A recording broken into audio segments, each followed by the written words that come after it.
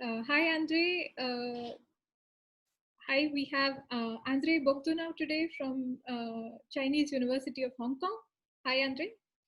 Hi, Nutan. It's very nice to see you. Yeah, same here, same here. So, like with everybody else, let me get started with the first question. Uh, how have you been through this pandemic and how has it affected you? Uh, well, life is normal. Most of the activities, we try to do them in different circumstances. So in that sense, I have kept busy most of the time, which generally I don't like being too busy. But in this situation, I think it has been good because it makes you not think so much about other things. I was actually in Europe at the when sort of this whole situation started. We were on this Chinese New Year holiday where many people from our university, students especially, they go back to visit their families in China. It's a very big holiday in China, and and that's when sort of the word spread that there are many cases and that people cannot come back. Uh, so so the university had to adapt very quickly, and then they decided to move all the lessons online initially for a few weeks, but then it ended up that for the whole semester. So it was a sort of, I guess, the best we could do in the circumstances. So it was a learning process. I think we were a little bit ahead of other places here because sort of the pandemic in China first. So people didn't really know what they were doing, but in the end, it worked out reasonably well. So, when exactly did this kind of start? What time was it in the year when you were in Europe and all this started? It was early February, so that was when the holiday was. So I think there were, even on the flight to Europe, there were people wearing masks. So there was word that there is something going on, though it was still not clear how severe it will be. But then, like, very quickly after that, there were travel restrictions. It was impossible for people to go back and forth, and so we had to adapt teaching and everything else. Right, right. And then when you were in Europe, were you already recording classes from where you were for the students here, or you had to? No, so that was at that point things were still here. There was a 2 week period when they just sort of extended the holiday to decide what to do. And at that point, they decided to do online classes. So after the Europe trip, I actually ended up going to Japan. So it was a scheduled visit to a lab in that I was supposed to do. And then, because at that time it appeared that the situation in China and in Hong Kong would be more critical, I decided to extend the stay in Japan for a bit longer. So I was teaching classes online from there. But by the time I reached Hong Kong back, actually, this was one of the safest places in the world to be. The situation in Europe had gotten much worse, and then in other places as well. Yeah, yeah. In fact, around March beginning, if I'm not mistaken, even Japan sort of had its wave, and you may have just left Japan and. Yes, yes, yes. Back then, the talk was about this cruise ship that was stuck in the port, and they had some people there. And then you could see people starting to wear masks on the public transportation, but life was still relatively normal. A week later, everybody was already working from home. Yeah, So yeah. it was the last opportunity to travel before we got kind of locked in, and I'm glad that I took it. I know. Yeah, that was quite a very close one, actually. Yes, yes. And you were saying that keeping busy sort of helps. So, I mean, in the beginning, when all this started, I was consuming so much news, it was almost unhealthy. So, I also started to try to get busy. So, what were your ways? Yes. You interacted more with students, or you got busy more with your research? Or Well, first of all, just learning the teaching, I had to manage a class of 150 people, and this was a totally new mode of interaction. So we had to improvise a lot.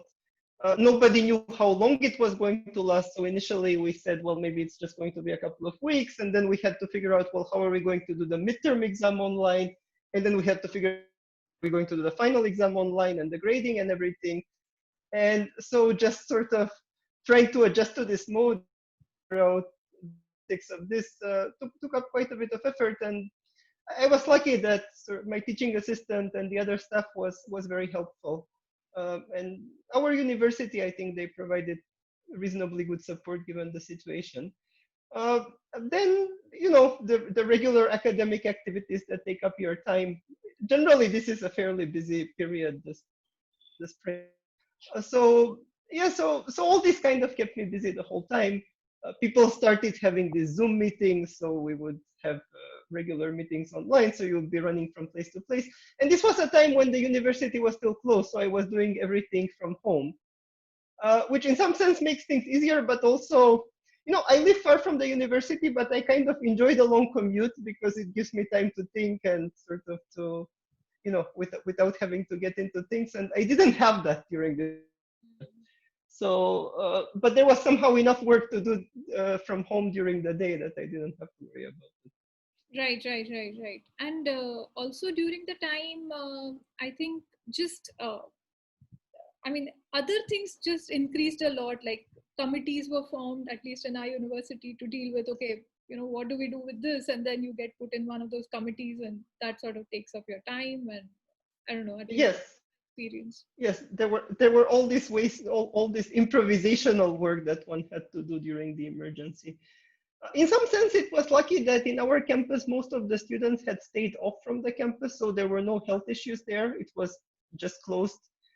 I think professors were allowed to go back to their office, and then gradually they let some students and postdocs go back. So that made things easier to manage. It was, I feel for students, most of our undergraduate students, I guess they were with their families either in Hong Kong or in China. Graduate students who come from this region as well. For the international students, it was, I think, a little bit more difficult. I have two postdocs who were originally from India, and they were kind of locked into their apartments from morning till night, and I think it was a bit taxing for them, a bit difficult. So they couldn't wait for the office to reopen so that they can go back there. Now things are normal. Now we started having physical seminars too, and it's very nice that once a week I get to see everyone in person. It was really, Wow. it makes you realize how much your work is really about people. It's not about the papers and the results. It's really about the people. That is so true. I mean, during this lockdown, I really realized that, research is not about sitting in your own room and doing it. It really needs some interaction. Yes.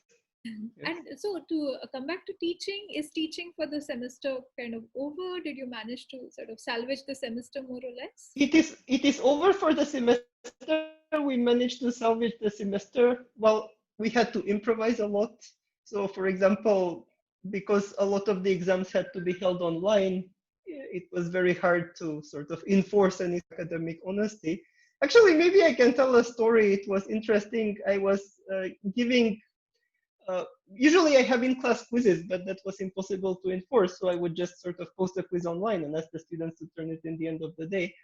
And someone had figured out that the students use this platform called Chegg, where you can solicit for someone to solve the question for you, and then you can write down the answer. And of course, they were frustrated that people are using this. But then it turned out that the question they had asked for, the solution was correct. And it was a very kind of mistake which was easy to spot. So in some sense, it was a good lesson for the students because it teaches you that, there is no substitute for confidence. Just because you outsource the problem, you cannot trust that it is done correctly. It's much easier to trust yourself than to trust someone else. Fun. And for the next semester, you expect that things will commence as usual, or? So the university is trying to. They claim that they're trying to organize regular classes for the next semester. So they will need to enforce social distancing, and they think they have enough capacity. We can. It is in fact up to us to choose whether we prefer to teach physical classes or online classes or mixed mode. And they believe that they can handle enough. They can handle all the ensure enough capacity so that all these classes are taught. Though some of the classes are very large, so I don't know who will manage. Either they will put them in extremely big rooms or split them. And we will still have to provide online materials because we do not expect everyone to be able to attend physically, especially mainland and international students. It's not clear. And of course, there is still a lot of uncertainty about what will happen.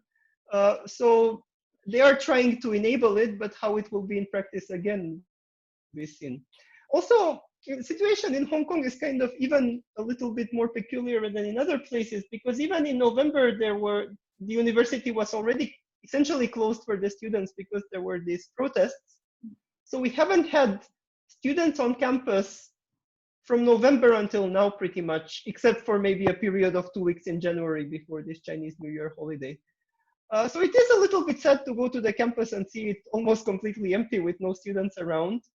It is still like that.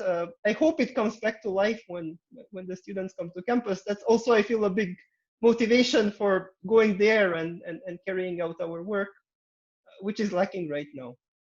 See, yeah, absolutely. Yeah, I was just about to ask you, did the protests sort of already affect a lot of your day to day there, or in college it was completely okay when the protest started? Apart from, of course, So, students getting affected, did professors also face any issues? Or so I was, there was a disruption to the teaching near the end of the protests, and for the we have faculty and students who live on campus. There was a week when uh, the campus resembled a war zone, and there were difficulties. And after that, the university administration made what I think is a very wise decision to simply end the semester early.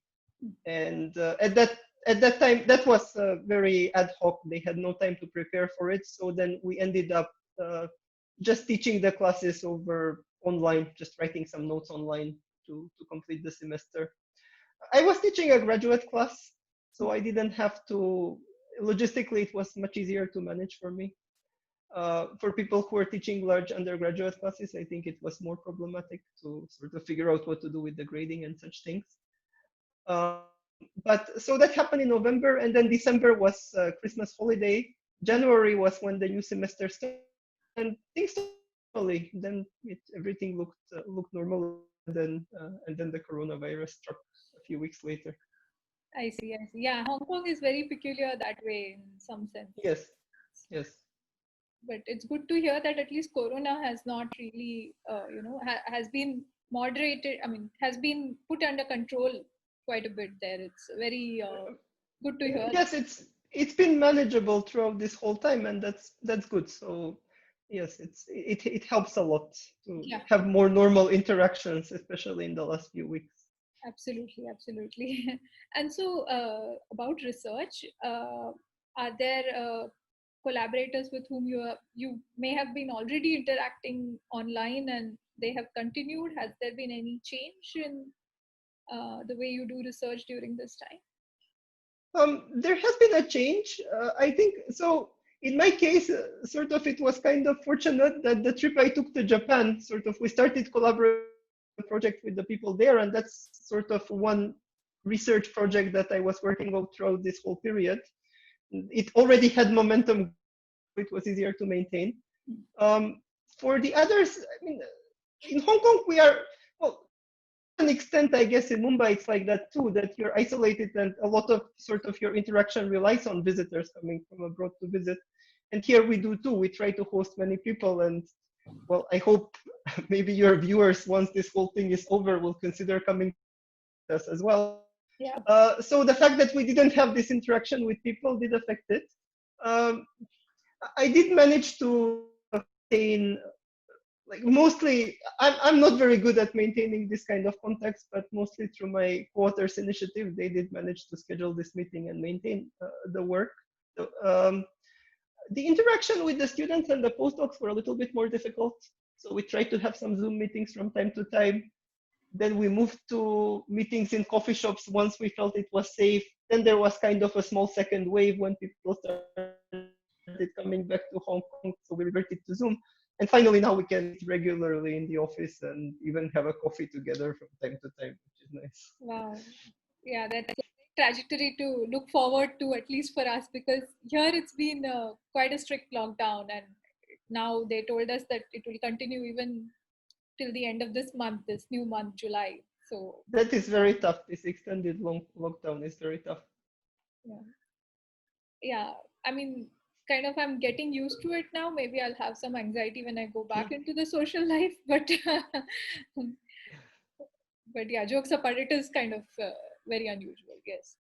Well, it's very nice of you to do this project to sort of as an activity that one wouldn't do normally, but it's nice to do it during this time. I mean, I'm basically contacting everybody I would have met at some conference and would have had maybe a conversation with, and mm, yeah, it's just a way to keep up the social contact, I guess.